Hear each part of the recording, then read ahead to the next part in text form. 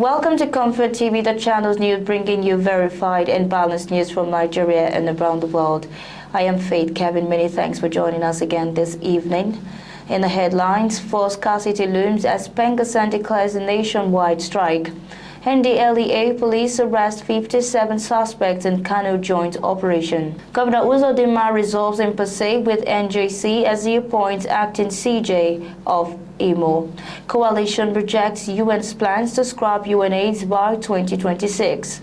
Kano sets 8.2 million naira final Hajj fare for 2026 pilgrims.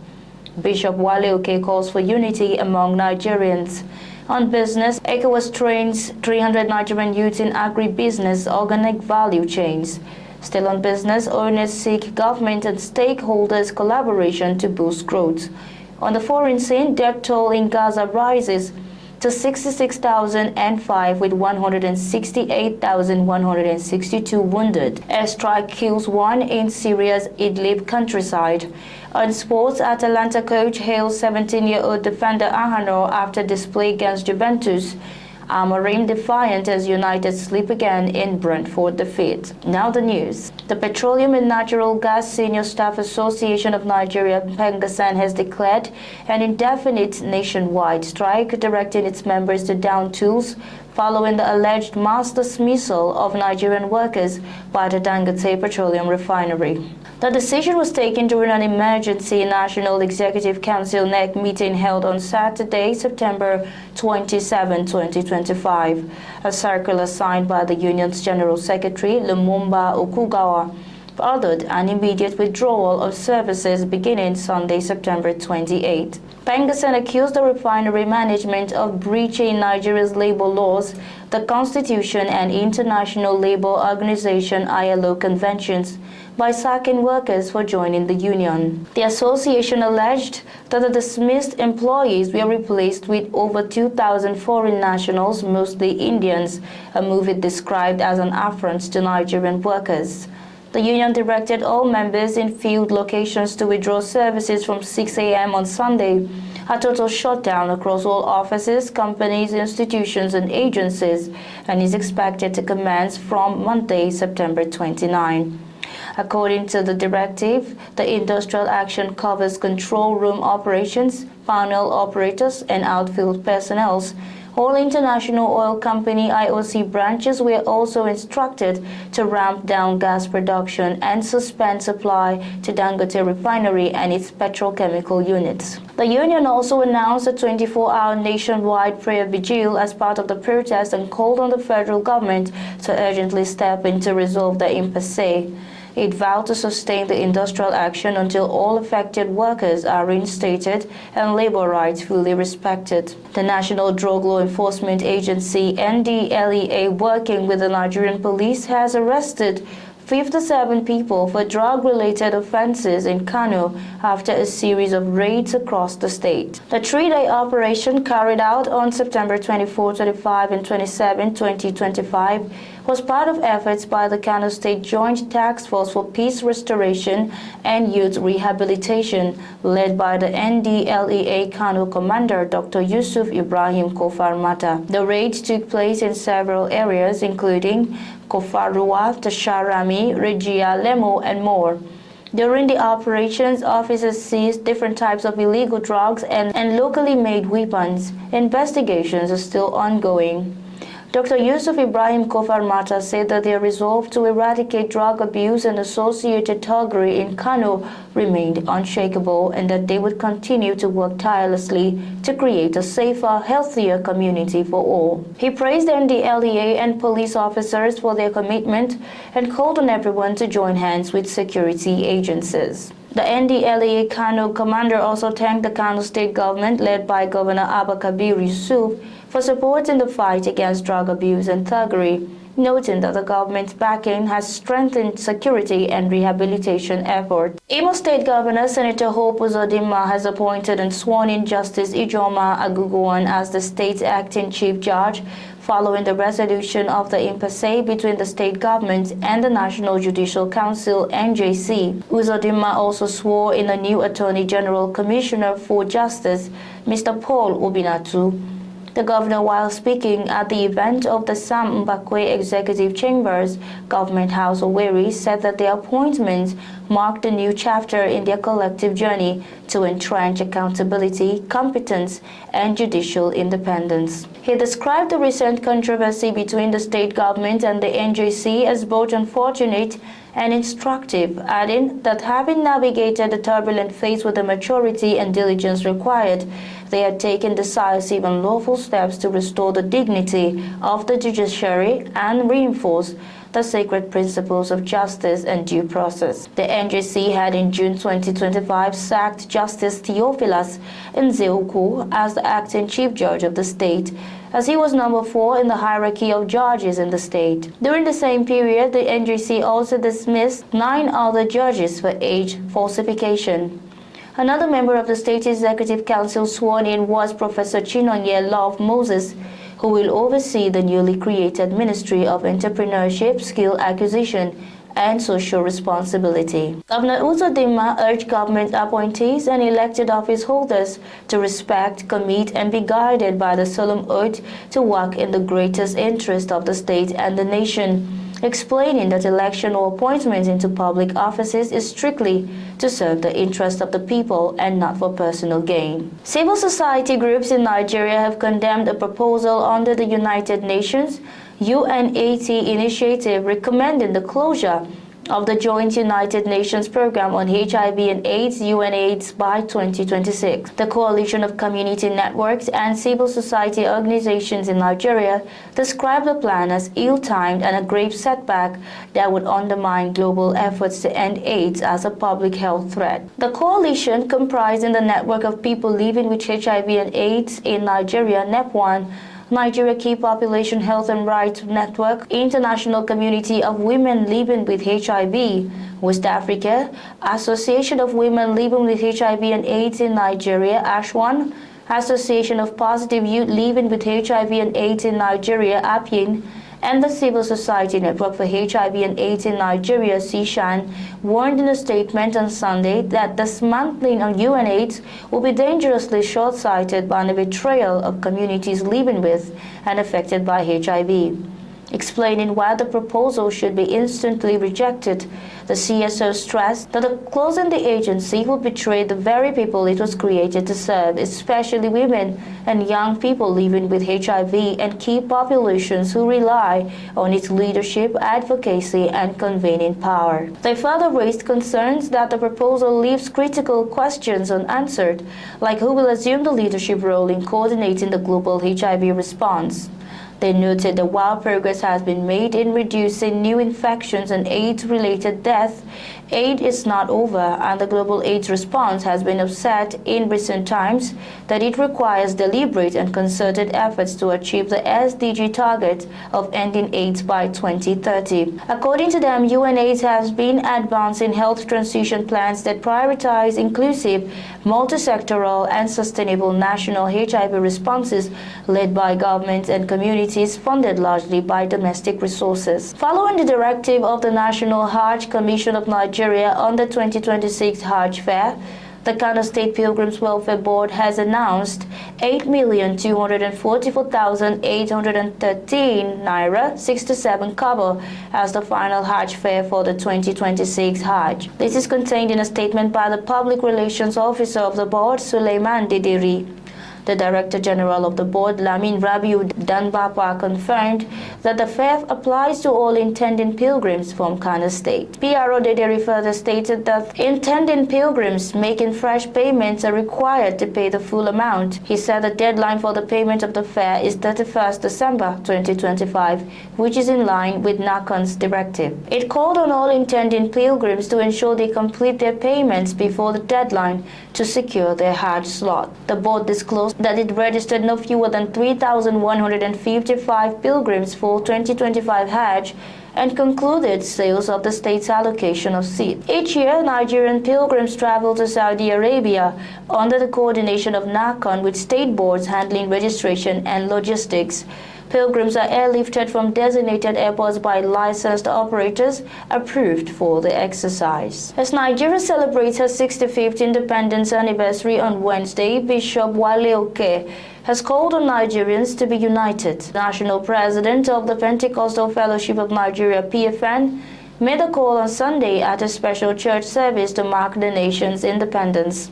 Speaking on the theme, the power of unity in building a great nation, taken from Psalm 133, the national president of the Pentecostal Fellowship of Nigeria, PFN, said, Nigeria can be better and greater if the people are united. He noted that the country is blessed with all it needs to be a global force and overcome all its challenges, including insecurity, if the leaders, the led, the governors, and the governed come together and work for the progress of the nation. He warned that primordial sentiments remain the bane of development in Nigeria, with the country divided along tribal, religious, and regional lines. Also referencing the Genesis 11:1-9, he said the people united can do the impossible. He further buttressed his points, drawing lessons from the book of Philippians 2, chapter 1, verse 2. Comfort TV, the channel's news, returns shortly with business, foreign, and sports news. Stay tuned.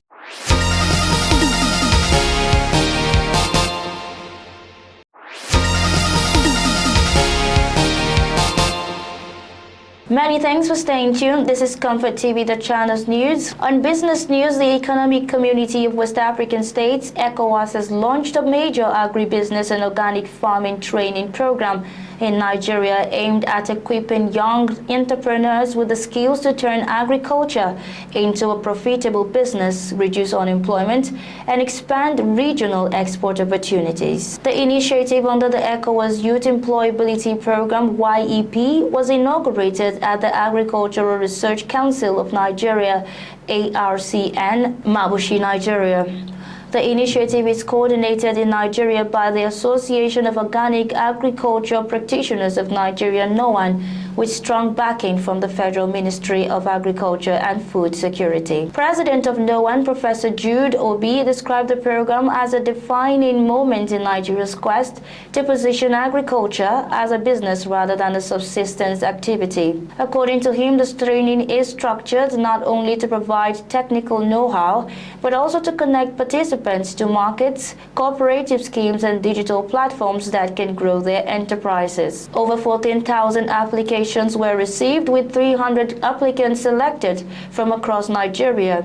Data from the cohort indicates that 62% are aged 26 to 35 years, representing a dynamic and innovative demographic. Around 44% are university graduates, many of whom are unemployed and seeking sustainable career opportunities in agriculture. Nearly 67% already have prior agricultural training or experience, which makes them ready to scale up their ventures and with the right tools and network. Their areas of focus reflect a strong business orientation. About 36.7% opted for biological input production, including biofertilizers, biopesticides, and compost that reduce farm costs and create new green enterprises. Another 32.7% chose organic crop diversification, with sesame and ginger standing out as high-demand crops with strong export potential. The remaining 30.6% on vegetative propagation of high-value crops, which promises improved productivity and resilience for Nigeria's farming systems. According to Professor Obi, what distinguishes this group is not only their drive for personal income, but their broader vision for community impact. Many have expressed interest in mentoring pairs, building cooperatives, and spreading ecological farming practices across Nigeria. For ECOWAS, the program is part of a broader regional strategy to reduce youth unemployment and underemployment by 75% by 2030, while modernizing agriculture.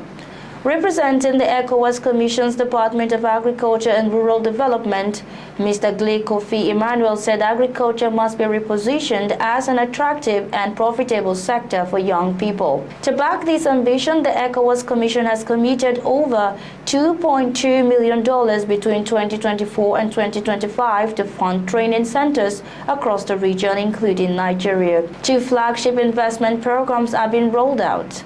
The Youth Employability Program in Agriculture and Fisheries, and the Local Milk Value Chain Program, which aims to reduce import dependency while creating sustainable dairy markets and jobs. The Permanent Secretary of Nigeria's Ministry of Agriculture and Food Security, represented by Deputy Director Idowu Stephen Akintunde, commended the initiative as a model for repositioning agriculture as a business. He stressed that the ministry is committed to providing an enabling policy environment, extension services, and linkages to finance and markets to help the trainees succeed. Still on business news, business owners have called for greater collaboration with governments at all levels and other relevant stakeholders to boost economic growth across the country. They made the call in an interview with journalists at the opening of the 20th edition of Abuja International Fair, AITF, on Sunday in Abuja. A business owner, Mr. Mutiat Sani, suggested public-private partnerships to create a more supportive and efficient environment for businesses, particularly small and medium enterprises (SMEs). ACCI had declared on September 25th that the AITF was open. The fair will end on October 6, 2025. President of the ACCI, Mr. Emeka Obegolu, said that the chamber was expecting about 20 country exhibitors. Mr. Obegolu said that the fair would also feature more than 100,000 participants across the 12 days. He called on investors, both local, international, and Nigerians at large, to participate in the 20th edition of the AITF. He said that the fair provided a platform for businesses to connect, share ideas, and explore investment opportunities. On the foreign scene, the death toll in Gaza continues to rise. Health officials say 66,005 people have been killed and more than 168,000 wounded since October 7, 2023. In the last 24 hours alone, 79 people were killed and 379 injured. Among them, 6 people died and 66 were wounded while trying to get aid, and that brings the total killed in aid-related incidents to 2,566, with over 18,700 injured. Since March 18 this year, the latest phase of the Israeli offensive has claimed more than 13,100 lives and left 56,000 others wounded. Doctors in Gaza warn that hospitals are overwhelmed, supplies are running out, and civilians, especially women and children, are paying the heaviest price. International calls for a ceasefire and safe access to aid continues, but conditions in Gaza remains desperate. Still on the foreign scene, one person was killed on Sunday in an airstrike that struck his home in northwestern Syria's Idlib countryside, according to local media report. State-run TV said the strike was carried out by drones believed to belong to the US-led coalition against ISIS, targeting a house in Atalanta town south of Idlib. The identity of the victim has not yet been confirmed, and no further details were made immediately available. The US-led Global Coalition Against ISIS, established in September 2024, has continued operations in both Iraq and Syria with a stated aim of preventing a resurgence of the extremist group.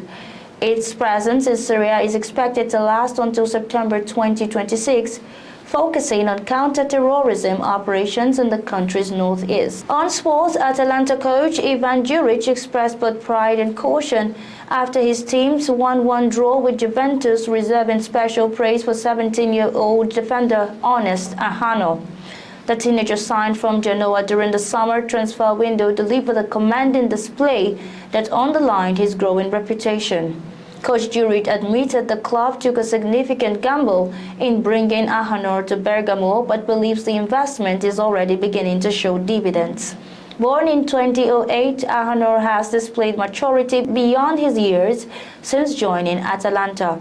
His performance against Juventus showcased his composure in possession, strength in duels, and tactical awareness against one of the league's most dangerous attacks. The young defender's rapid progress has not gone unnoticed. Born in Italy to Nigerian parents, Ahano is eligible to play for Nigeria at international level, a prospect that could soon place him on the radar of Nigeria's Football Federation as they plan for the future of the Super Eagles. Still on sports, Manchester United manager Ruben Amorim said he remained unconcerned about his future after a day when progress was again upset by disappointment.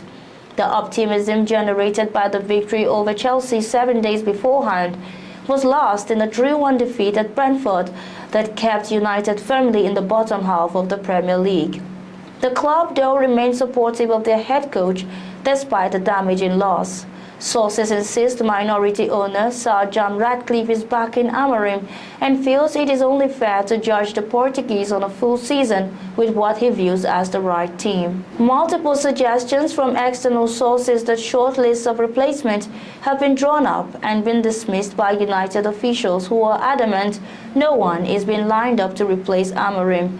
Nevertheless, speculations will continue, increasing the strain on the 40-year-old before Saturday's game with informed Sunderland at Old Trafford. United have collected 34 points from Amorim's 33 league games in charge and have still to win successive matches. The promised improvement after last season's woeful 15th place finish is yet to materialize, and afterwards Amorim was forced to answer more questions about his future. And that's our news bulletin this evening, but before we go, here is a recap of our top stories. Fuel scarcity looms as Pengassan declares nationwide strike, and the LEA police arrest 57 suspects in Kano joint operation. Governor Uzodinma resolves in Pasay with NJC as he appoints acting CJ for Imo State.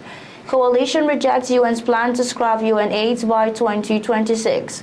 Kano sets 8.2 million naira final Hajj fare for 2026 pilgrim. Bishop Wale calls for unity amongst Nigerians.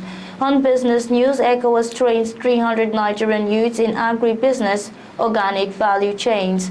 Business owners seek government and stakeholders' collaborations to boost growth. On the foreign scene, death toll in Gaza rises to 66,005 with 168,162 wounded. Airstrike kills one in Syria's Idlib countryside. And in sports, Atalanta coach hails 17-year-old defender Ahanor after display against Juventus. Amorim defiant as United slip again in Brentford defeat. Thanks for watching. For breaking news, exclusive interviews and more, follow us online at ComfortTV.channel across all platforms. Remember to like and share our videos, subscribe to our channel and click on the notification bell so you don't miss out on any updates. I am Faith Kevin. Until next time, stay informed, stay connected.